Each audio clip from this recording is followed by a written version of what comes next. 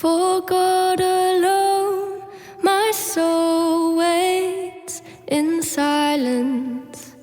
From Him comes my salvation. He is my rock and my fortress. I shall not be greatly shaken.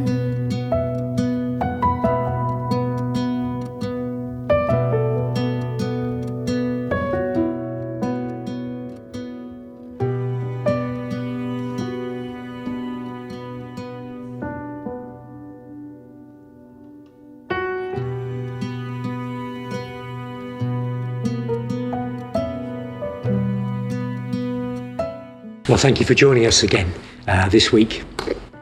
We're thinking about some Advent themes together. Today we're going to think about preparation. I've heard that phrase, I don't know if you have. Preparation is the key. I don't always prepare well. In life, good preparation really helps us. And Christmas is such a season when for many there's lots of preparation required.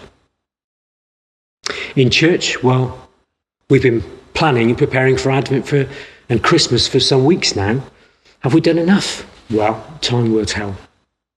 And I know schools, they've been preparing for this season.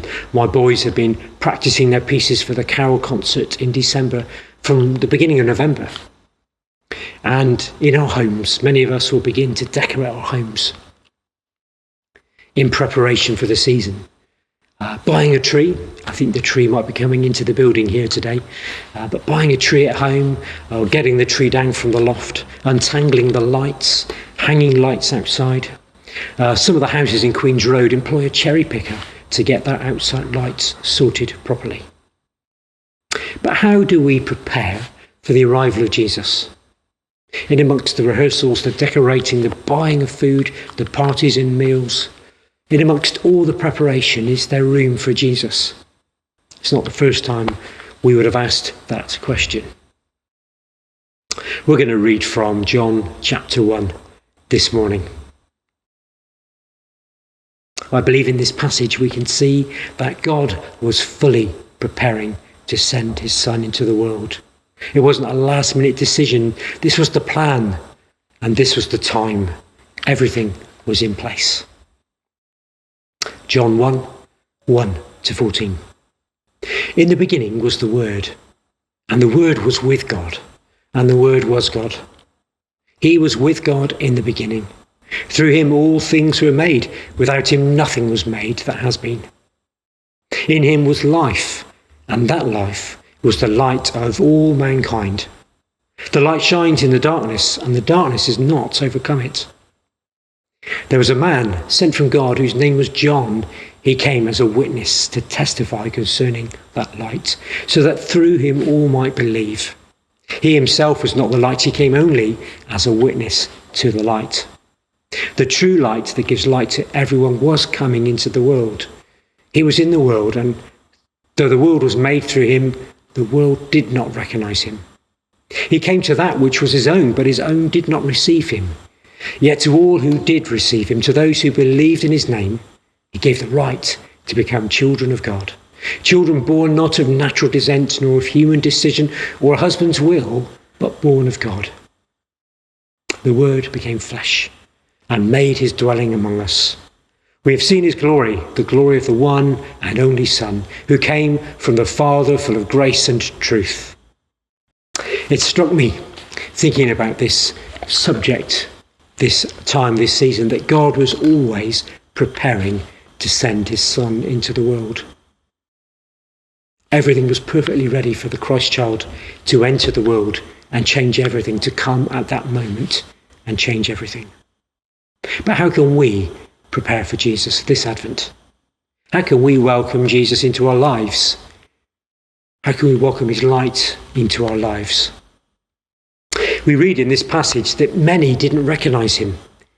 Many didn't receive him. Were they too busy with their own agendas to make room? Is there a danger that this season we might not recognize or receive Jesus?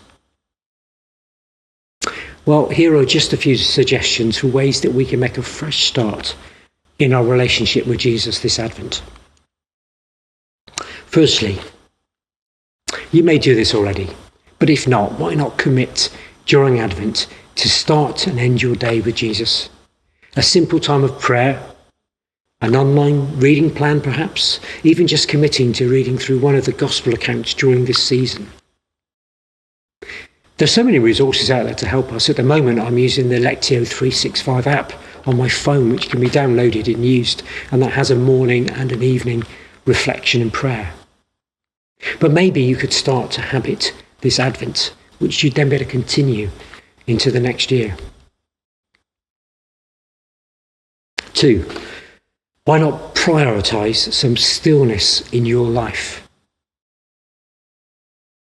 Make space for a few Sabbath moments in your life. Stop. Find a space where you won't be distracted. Turn off the TV, hide your phones, find a quiet space alone with God. We know that Jesus did this himself. He took himself away and off to find space and time with his Heavenly Father. This Advent, why not try a new way of doing this? 3, look for Jesus in the ordinary. Jesus, the most extraordinary gift, came into the world in a very ordinary time. People weren't particularly expecting God to act in that moment. He was born to ordinary people, visited by ordinary people like the shepherds. He grew up among ordinary people. Pray that God would open your eyes this season to see how Jesus is working in the ordinary things of life. He will be. We just need to have eyes that notice. Number 4, seek meaningful relationships. At the heart of the story, our Christmas story, our gospel story, is that God sought humans out. He came to be one of us, to live with us. Throughout our Gospels, Jesus sought out people. He gave them time. He was interested in them. Life was never too busy for him to spend time with people. Is there someone on your heart that you could be reaching out to this season, making time for this season? Well, they're just a few suggestions of how we could change up this season, do something different that would allow there to be more space and more room for Jesus to come in. May God bless us this season. Amen. For God alone, my soul waits in silence. From him comes my salvation. He is my rock and my fortress. I shall not be greatly shaken.